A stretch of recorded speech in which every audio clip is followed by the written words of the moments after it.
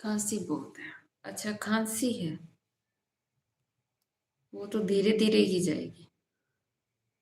आप शहद गर्म करके ले लीजिए, शहद और अदरक का रस। शहद गर्म करके उसके अंदर अदरक का रस डाल के वो लीजिए।